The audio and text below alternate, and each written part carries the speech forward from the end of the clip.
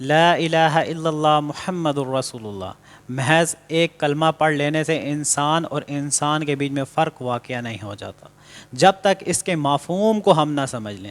جب انسان اس مفہوم کو سمجھ جاتا ہے اور اس کو اپنے اندر نافذ کر لیتا ہے تو انسان اور انسان کے بیچ میں فرق ہو جاتا ہے، ایک باپ اور بیٹے کے درمیان میں فرق ہو جاتا ہے۔ اب اس مطلب کو سمجھیں، لا الہ الا اللہ، آپ اقرار کرتے ہیں کہ اللہ کے سوا کوئی معبود نہیں، محمد الرسول اللہ، محمد صلی اللہ علیہ وآلہ وسلم اللہ کے رسول ہیں۔ لا الہ الا اللہ جب آپ نے پڑھا تو آپ ایک عہد میں آ گئے ہیں، ایک معاہدے میں آ گئے ہیں۔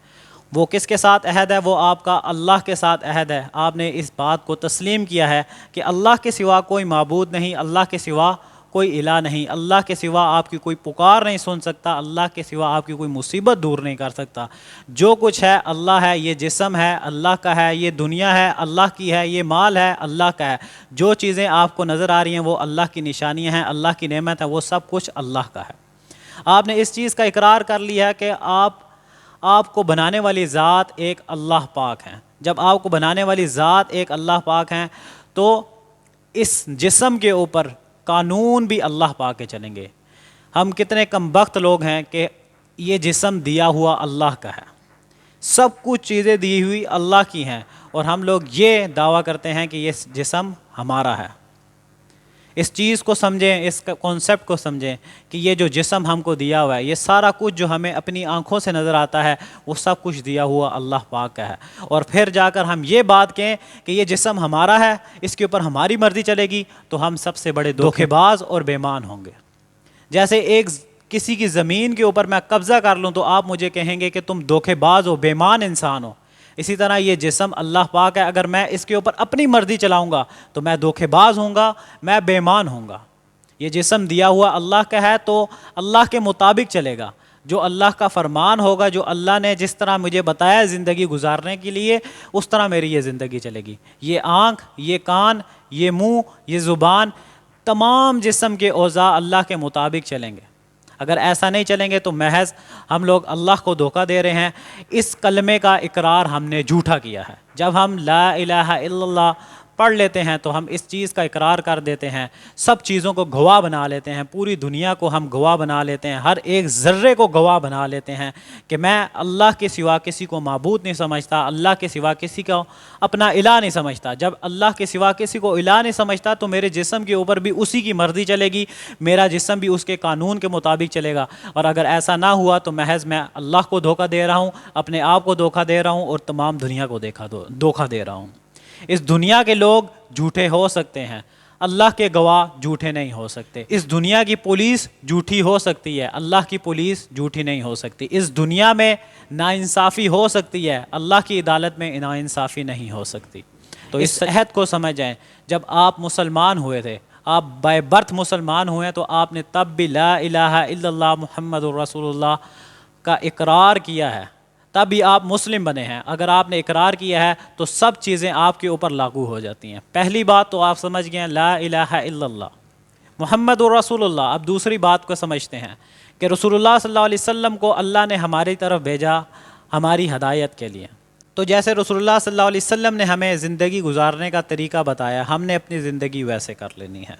رسول اللہ صلی اللہ علیہ وسلم نے ہمیں پرفیکٹ طریقہ بتایا اپنی زندگی، ہر کام میں ہم نے اپنی زندگی کو کیسے ٹیکل کرنا ہے۔ کوئی مشکل آ رہی ہے تو اس کے بیچ میں ہم نے کیسے ٹیکل کرنا ہے اسے، اگر بزنس چل رہا ہے تو اس کو بزنس کو ہم نے کیسے لے کر چلنا ہے، گھریلو حالات ہیں تو اسے ہم نے کس طرح لے کر چلنا ہے، سب چیزیں اللہ پاک نے ہمیں رسول اللہ صلی اللہ علیہ وسلم کے ذریعے سے کلیئر کر دی ہیں۔ تمام احکامات، ایک انسان اپنی زندگی اللہ کے مطابق کیسے گزار سکتا ہے، رسول اللہ صلی اللہ علیہ وسلم نے ہمیں پرفیکٹ طریقہ بتا دیا ہے۔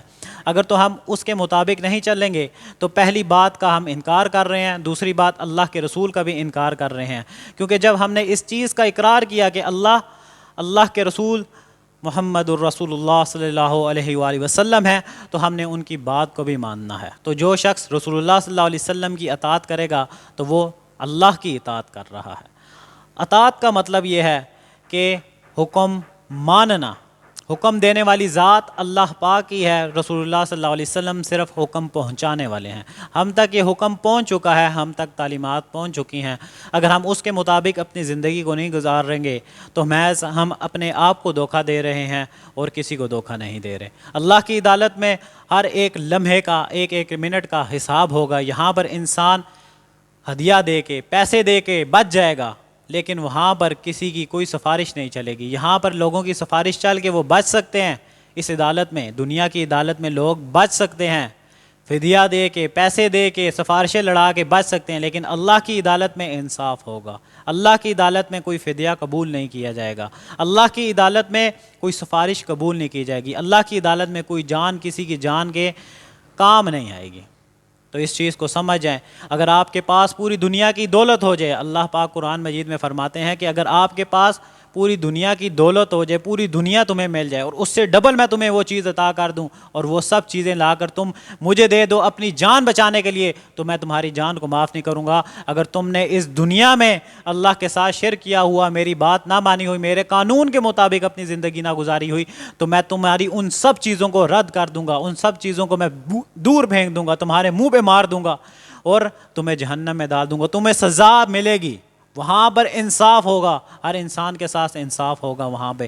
تو ڈر جائیں اس دن سے، ڈر جائیں اس دن سے کہ اللہ کے سامنے آپ نے کھڑے ہو کے ہر چیز کا، ہر ایک لمحے کا آپ کو سوال کا آنسر کرنا پڑے گا کہ مال کہاں سے کمایا، کہ تمہاری عمر کہاں پر گزری، جوانی کے دن کہاں پر گزارے تم نے، جو ایک ایک لمحہ تم نے اللہ کی عبادت میں نہیں گزارے تو وہ تم نے کہاں پر صرف کیے، کیوں نہیں اللہ کی عبادت کی، کیوں نہیں اللہ کے مطابق اپنی زندگی کو گزارا۔ یہ نماز، روزہ، زکوٰۃ، حج آپ کو تیار کرنے کے لیے ہے، اس اصل عبادت کے لیے جس میں آپ 24 گھنٹے اللہ کی عبادت میں ہوں گے۔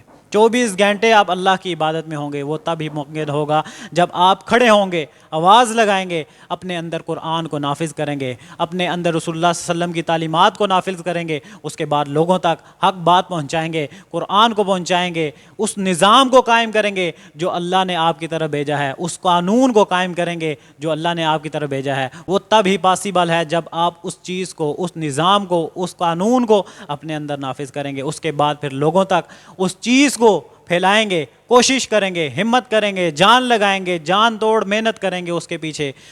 اس کے بعد ہدایت دینے والی ذات اللہ کی ہے، آپ نے محنت کرنی ہے، آپ نے اپنا حق ادا کرنا ہے، آپ نے اپنا حق ادا کرنا ہے۔ اگر آپ اپنا حق ادا نہیں کریں گے تو آپ محض اپنے آپ کو دھوکہ دے رہے ہیں، اللہ پاک کے ساتھ خیانت کر رہے ہیں۔ جو اللہ نے آپ کو امانت کے طور پر آپ کا جسم دیا ہے، آپ اس کے بیچ میں خیانت کر رہے ہیں۔ دنیا کی چیزوں کے پیچھے آپ پڑے ہوئے ہیں، دنیا کے پیچھے، دنیا کے مال کو کمانے کے لیے آپ نے اپنے جسم کو بیچ دیا ہے۔ یہ جسم کو، یہ اللہ کا دیا ہوا جسم ہے، کسی کی چیز کو اگر آپ بیچتے ہیں تو آپ دھوکے باز ہیں، منافق ہیں۔ اگر آپ کسی کی چیز کو لے کر امانت کے بیچ میں خیانت کر رہے ہیں، آپ کو میں کوئی چیز دیتا ہوں ادھار اور آپ وہی ادھار کسی کو بیچ دیتے ہیں، تو آپ سے بڑا امانت میں خیانت کرنے والا کوئی بھی نہیں ہوگا، آپ سے بڑا دھوکے باز مکار انسان کوئی نہیں ہوگا۔ اسی طرح یہ جسم دیا ہوا اللہ کا ہے، اگر ہم اس کو کسی اور چیز کے بیچ میں بیچیں گے، دنیا کی تمام چیزوں کے بیچ میں بیچیں گے، تو ہم اللہ کی دی ہوئی نعمت پہ امانت میں خیانت کر رہے ہیں، ہم اللہ کو دھوکہ دے رہے ہیں، اپنے آپ کو دھوکہ دے رہے ہیں۔ اللہ کا کچھ نہیں جائے گا، اللہ کا کچھ بھی نہیں جائے گا، محض ہم اپنے آپ کو دھوکہ دے رہے ہیں اس دنیا کی زندگی کو پانے کے لیے، آخرت کی زندگی سے غافل ہو چکے ہیں۔ اس چیز کو سمجھ جائیں، اس کنسیپٹ کو سمجھ جائیں، جو لا الہ الا اللہ محمد الرسول اللہ صلی اللہ علیہ وآلہ وسلم، لا الہ الا اللہ محمد الرسول اللہ کا جو آپ نے اقرار کیا ہے، اس کے اوپر پورا اتریں۔ اس شہادت کو، جو عہد، جو معاہدہ آپ نے اللہ پاک سے کیا ہے، اگر آپ اس معاہدے کو نہیں کریں گے تو آپ کے لیے اس دنیا میں بھی رسوائی ہے،